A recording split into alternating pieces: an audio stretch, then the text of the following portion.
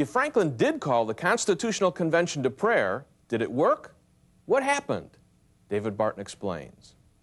Jonathan Dayton writes about what happened after Franklin's speech, and there were many that wrote about it, but Dayton noted that for the next 3 days, the Constitutional Convention en masse went as a group, fasting and praying and visiting every church they could find in Philadelphia. The entire Constitutional Convention en masse went from church to church to church, sat down inside, brought the minister out and said, preach to us. We need to get our mind renewed. We need to get our thinking turned around.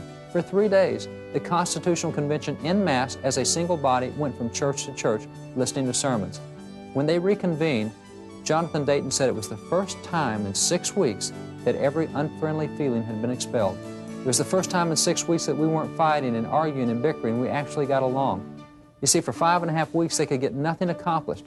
Then they seriously set their mind towards seeking God for 3 days as the Constitutional Convention, and after that point, the delegates said this was the turning point. That speech by Franklin calling us back to prayer was the turning point. And it is amazing that prior to that point, they could agree on nothing, and after that point, they came up with a document that's now lasted 200 years. You see, the delegates themselves pointed that speech by Franklin calling for prayer as the proof that that was the turning point of the convention. Now, here's the least religious of the Founding Fathers calling us to prayer. So how is it likely that the Founding Fathers did not want religious principles involved in government activities and public affairs when even the least religious were the ones promoting it?